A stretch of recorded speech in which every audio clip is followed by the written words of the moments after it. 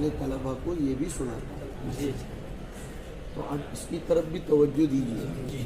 جدید کیا کیا اعتراضات ہو رہے ہیں، اس لیے کہ ہمیں اب تقلیدی مطالعے کے ساتھ تخلیقی ذہن بھی بنانا پڑے گا. سمجھے؟ یعنی ہمارے بڑوں نے جو لکھا ہے، جیسے یہ بات خود سمجھیے کہ معتزلہ اس زمانے میں اٹھے تھے تو ہمارے بڑوں نے کتاب الایمان پر ان کے لیے ڈھیر سارے دلائل قائم کیے. فرق باطلہ پر تردید کرنے کے لیے بھائی خوارج، جہمیہ، کرامیہ، معتزلہ، سب آپ حضرات نے کتاب الایمان میں سنا ہوگا. تو وہ ان کے زمانے میں اس قسم کے فرق باطلہ تھے اور وہ ایسے ایسے اعتراضات کرتے تھے. تو ہمارے بڑوں نے اس فریضے کی انجام دہی کے لیے یہ انتظام فرمایا اور اپنی صلاحیتوں کا اظہار فرما کر اس کو باقاعدہ تحریر لائے تاکہ امت کو نفع عام ہو. اب ہمارے زمانے میں جس قسم کے اعتراضات اٹھ رہے ہیں اس کے جوابات دینا آپ کا کام ہے تاکہ آپ بھی وقت کے بخاری بن سکو، وقت کے مسلم بن سکو، وقت کے خطیب بن سکو.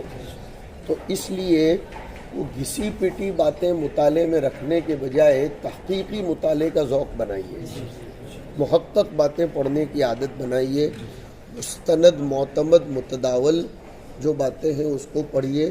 اور ماشاءاللہ اللہ نے آپ کو، آپ کے ادارے کو بہترین اساتذہ کی ٹیم دی ہے، ان کی رہنمائی میں اچھا مطالعہ کیجیے. پھر فراغت کے بعد مطالعے کا اتنا وقت ملتا نہیں ہے. بیوی ادھر سے اپنے تقاضے رکھے گی، بچے ادھر سے اپنے تقاضے رکھیں گے، طلبہ ادھر سے اپنے تقاضے رکھیں گے، متعلقین، منتسبین. ابھی تو آپ کے کوئی بھی رشتہ دار کی شادی ہے، یہ فریضہ کون نبھا لیتا ہے؟ والدین. لیکن جب آپ خود والدین بنیں گے تو آپ کو نبھانے پڑیں گے.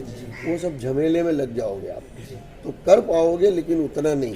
تو ابھی کا وقت مکمل پڑھنے پڑھانے میں لگاؤ، دن میں کچھ وقت ذکر و اذکار میں لگاؤ اور تلاوت قرآن کی روزانہ عادت ڈالو. تلاوت دیکھ کر بھی اور نماز میں بھی.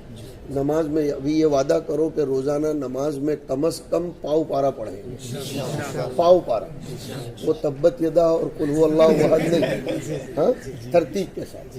تو پھر رمضان تک انشاءاللہ ہو جائے گا، ہے نا؟ ٹھیک ہے، میں نے جو کہنا تھا کہہ دیا.